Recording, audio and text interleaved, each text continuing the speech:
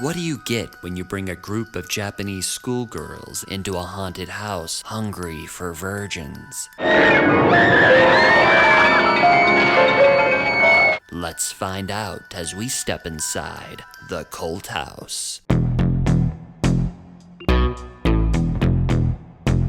In this episode of The Cult House, I'm going to chronicle the history of Hausu and its rise to cult status. Then I'll break down the film's plot and explore its deeper meaning, before issuing a verdict and giving it a place on the cult rack.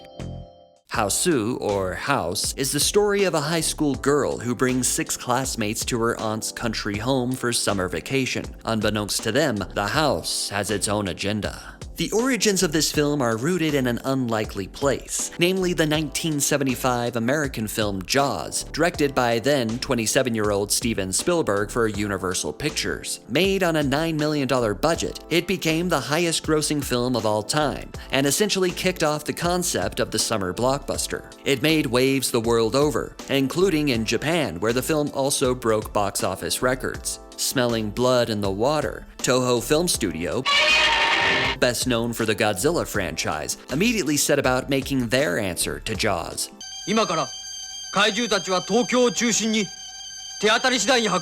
Toho approached filmmaker Nobuhiko Ôbayashi to develop a similar project. Ôbayashi was an art school graduate and part of an experimental film group where he practiced avant-garde techniques before taking his talents to the small screen, directing hundreds of commercials, where he continued to tinker with the medium.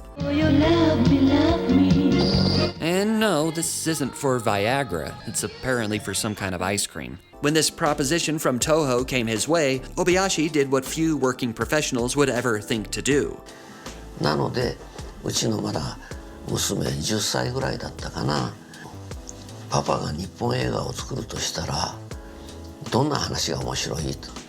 His 10-year-old daughter, Chigumi, gave him several ideas that would be used to memorable effect in House. For her contributions, Chigumi earned deserved conceptual credit on the film. Ôbayashi presented her ideas to Chiho Katsura, who then wrote the screenplay. Toho greenlit his script, but the film was stuck in pre-production limbo because none of the studio's directors wanted to touch it. Ôbayashi wanted the job, but they turned him down because he wasn't a staff member at Toho. Nevertheless, Ôbayashi, not one to sit idly by, began promoting the film with business cards, a novelization of the script, a radio play, a manga, and even the soundtrack. He also began casting the film with models from his commercials. As a result of his campaign, House became a hotly anticipated film before production even began. After 2 years of struggling to find a director, Toho finally, if reluctantly, granted Ôbayashi permission to take the reins. House was filmed on Toho's set for 2 months with a cast of mostly amateur actors. Ôbayashi combined his art house and commercial experience for a special effects-heavy film that largely relied upon creative experimentation. In the 1970s, both Japanese and American cinema were largely striving for realism. Ôbayashi wanted to serve audiences something completely different, a cinematic reality of make-believe, as he put it. ね、だから子供が作った特撮映画のように作りたいわけです。それが僕の場合、My Way ね。Highly skeptical of the final product, Toho released House in Japan on July 30th, 1977. The film became something of a domestic box office hit, in large part thanks to young audiences in Japan hungry for something new and original. But not everyone was taken with it. The film was widely panned by Japanese critics at the time, and reportedly there were filmmakers threatened and even upset by the film's success, feeling it would cause permanent damage to the Japanese film industry. It wasn't until 2009, when Janus Films acquired the distribution rights, that House received an official release in the United States, where many critics and cinema-goers alike were taken by its insane charms. And so the film's fan base grew, cemented by its induction into the Criterion Collection in October 2010. This is a crazy fucking movie. This is how much I like that movie. So what exactly shook up Japanese cinema at the time, and went on to amass fans the world over? Let's find out as we dig up this plot. House begins by letting everyone know it's a movie, a flag of sorts that Ôbayashi wanted to wave, and what he felt was a celebration of genuine cinema, were then treated to the film's iconic opening title.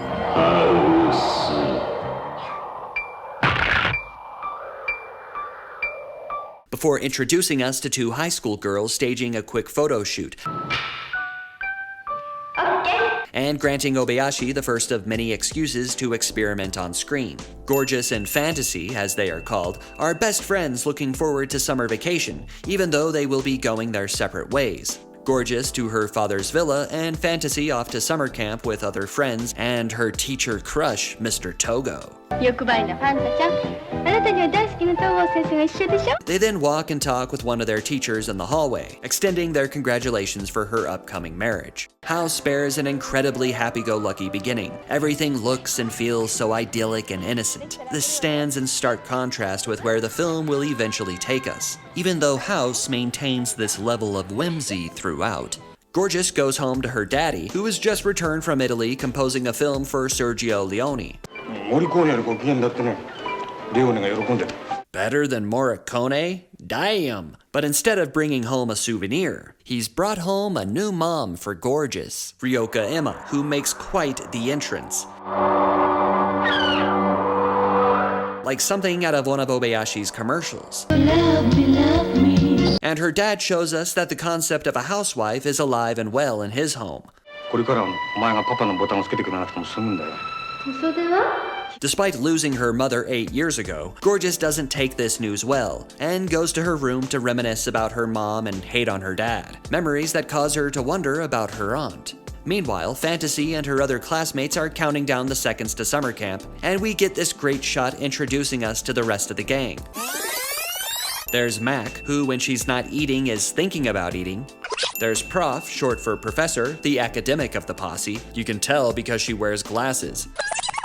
We've met Fantasy, always with her head in the clouds, especially if those clouds are shaped like Mr. Togo.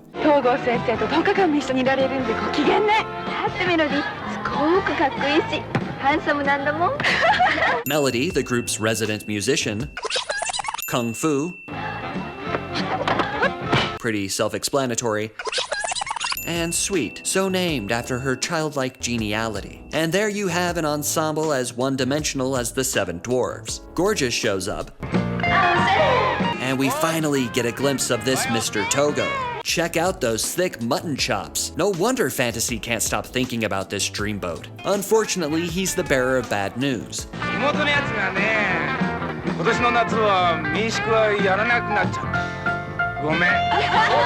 Gorgeous then has the swell idea to invite the girls to her auntie's house in the country instead.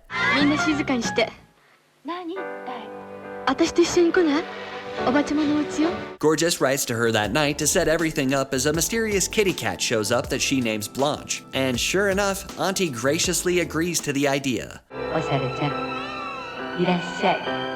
We also learn that Ryoko plans to visit the aunt's house in hopes of winning Gorgeous over. Yes, I'm sure showing up uninvited to her summer getaway with friends is exactly what she's looking for in a stepmother. We then get one of the most inexplicably delightful scenes in the film that answers the question, what if Nobuhiko Ôbayashi directed Sesame Street? It starts with a shoemaker and his daughter. She is played by none other than Chigumi Ôbayashi. Remember, she came up with many of the ideas and concepts in the film. They are swaying to the first song on the soundtrack supplied by the band Godigo, who composer Ase Kobayashi enlisted in hopes of making the film appeal more to younger audiences. This crane shot shows us Mr. Togo, who apparently hops out his window first thing in the morning. And check out those trippy clouds. Blanche causes Mr. Togo to fall down the stairs and get stuck in a bucket. Man, I hate it when that happens. And some charming stop-motion effects ensue. As a result, he has to go to the hospital and misses the train. As the girls head into the station, they are farewelled with a cameo by Godigo as their song continues to play. They board the train with Blanche in tow. Man, that kitty cat gets around. During the journey, the girls ask Gorgeous about her aunt, and we get a clever insert of exposition in the form of an old-fashioned newsreel that divulges her backstory. During World War II, the aunt's fiancé was drafted. He promised to return, but he never did. Perhaps the most winsome quality of this inventive sequence is that the girls seem to be watching it as well, providing commentary all the while.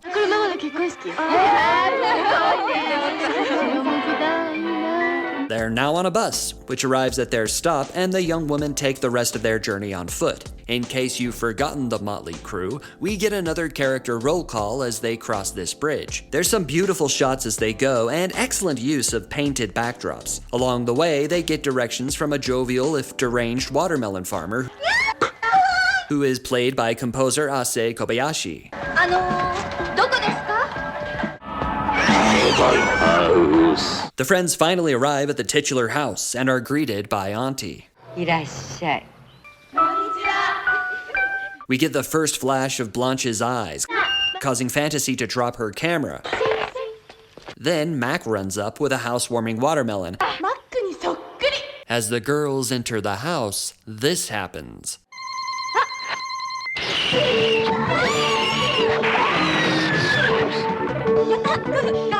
The girls take in the house, making themselves at home. Melody plays the piano as the others admire the cat pictures and find the skeleton used by Gorgeous's grandpa, who was a doctor. They assign chores, and Mac keeps the watermelon cool in the well because the refrigerator is out of order. マックちゃん、まるまる太っておいしそう。 Later, the girls feast and Mac goes to fetch the watermelon. When she hasn't returned, Fantasy goes to look for her. Check out this sweet dolly zoom as she pulls up the watermelon. Possibly the only thing this film has in common with Jaws. Although, it's not a watermelon. It's Mac's severed animated head,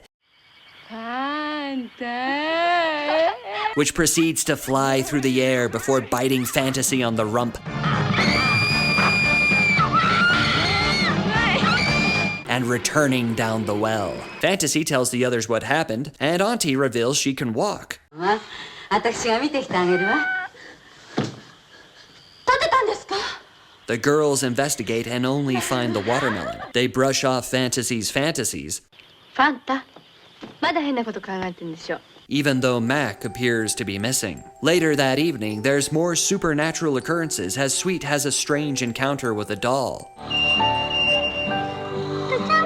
Gorgeous's hair has a mind of its own as she takes a bath, and Kung Fu is attacked by her work when chopping wood.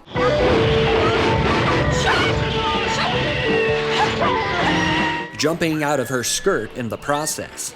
She'll spend the rest of the film in these skivvies. Believe it or not, this is all pretty uneventful compared to what House has in store for them and us. In the kitchen, Fantasy sees Auntie disappear into the fridge before she reappears in the foreground, greeting the audience with a fourth wall breaking grin. She proceeds to dance,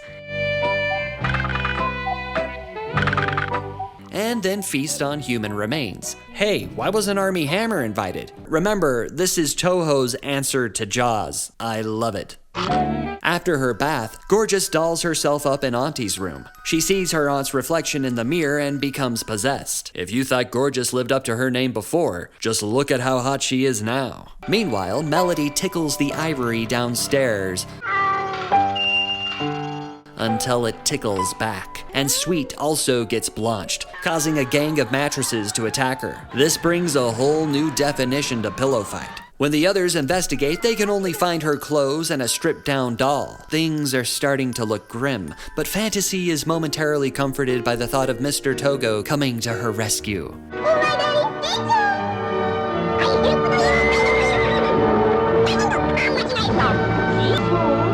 The remaining girls go upstairs to find Gorgeous in a daze. They want to call for help, but she tells them the phone is out of order and heads out to the police station, leaving the other 4 girls alone as the house comes alive, trapping them inside. Outside, Gorgeous auditions for Teletubbies, and Mr. Togo gets stuck in traffic. Back in the house, the girls try to hatch a plan. I like this scene at the piano as the camera metronomes back and forth as they take stock of recent events. Prof and Kung Fu head upstairs where they find Gorgeous in a bridal gown who leaves behind Auntie's diary. Downstairs, we get one of the most infamous scenes in the film. Melody is attacked by and then devoured by the piano.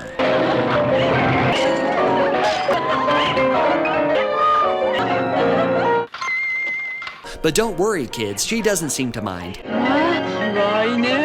What's more, Sweet finally turns up, stuck inside of a grandfather clock as the gears grind her down to fluids. Kung Fu and Prof check the time. It's get the hell out of here o'clock. They run downstairs to find Fantasy and what's left of Melody. Fret not, Mr. Togo is still on the way. He just had to stop for some noodles. Back in the house, the girls make a barricade and read from Auntie's diary. A giant Gorgeous then shows up, revealing that her aunt actually died many years ago, but her body lives on, waiting to eat all the unmarried girls who come here. The house goes full inhospitable on the girls, as anything and everything starts to attack them. But Kung Fu puts up a fight and even wards off Gorgeous outside. Prof discovers that Blanche is the source of Auntie's power. Kung Fu gets masticated by a light fixture. But before she's completely gone, she manages to kick some pussy. This would-be killing blow throttles Auntie's spirit as the house floods with blood.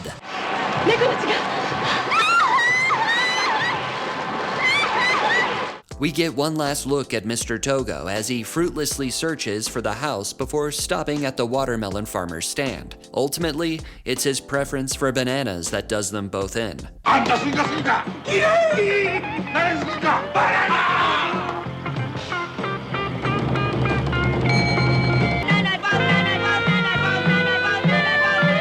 Back in the house, Prof tries to stop the curse, but is attacked by a fanged can. Perhaps paying homage to Jaws. And in a spectacle of nude underwater ballet dissolves in the blood, Fantasy washes up to Gorgeous, i.e. the spirit of Auntie, thinking she's safe at last. The closing of the film sees Ryoko driving to the house and passing the remains of Mr. Togo as the love theme plays. Upon her arrival, she's greeted by Gorgeous, who says her friends will wake up soon and they'll be hungry, before Ryoko bursts into flames. We're then left with the following passage. Even after the flesh perishes, one can live in the hearts of others together with the feelings one has for them. Therefore, the story of love must be told many times, so that the spirits of lovers may live forever. Forever. The one thing that never perishes, the only promise, is love. Roll credits. At this point, you might be wondering, what the hell did I just watch? Which is a perfectly valid reaction to House. On the surface, it might seem little more than a silly experimental haunted house movie, which it absolutely is, but there are deeper thematic implications at play. Of course, the film is open to any and all interpretations, but there is one meaning that Ôbayashi intended. It's clearly stated in the film that Auntie, forever waiting for her fiancé to return from war, passed away, but still haunts the house, waiting to eat all the unmarried girls who come there. As Ôbayashi explains, 戦争を知らない、だから平和も知らない、平和のありがたさも知らない若い娘がその家に夏休みに来た時におばあちゃんの戦争への恨みがお化けになって子供たちをみんな食べてしまうと。In 1938, Nobuhiko Ôbayashi was born in Onomichi, Japan, a city located in Hiroshima Prefecture. He was 7 years old when the United States dropped an atomic bomb on Hiroshima. 僕の親しい同年配の子供たちはみんな原爆で死んでますから、やっぱり原爆というテーマでね、このファンタジーをWe actually briefly glimpse the bombing during the newsreel that shows Auntie's backstory. As Gorgeous's mother is photographed for her wedding, a day that must have been excruciating for Auntie, the camera flash gives way to the atomic cloud. One of the girls, probably Mac, exclaims, "It's like a cotton candy."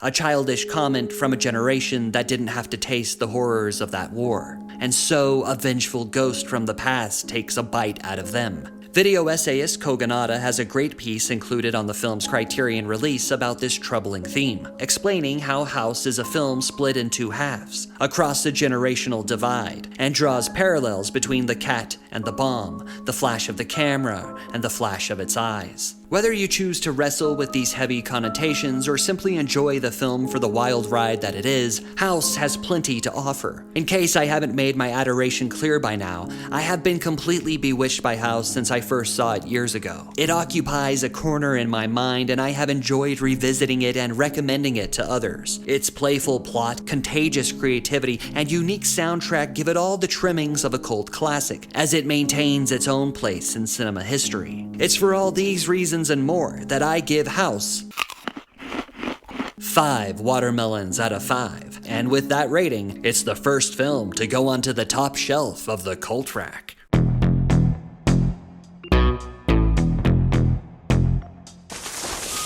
And that's my verdict on House. Have you seen this film? If so, what do you think? And what other movies would you like to see me bring into the cult house? Let me know in the comments below. I'll see you down there. If you liked this video, please consider giving it a thumbs up, subscribe to Cineflect for video essays, film lists, and more, and click that bell next to the subscribe button if you'd like to be notified anytime I upload a new video. For Cineflect, I'm J.S. Lewis. Until next time, watch something good.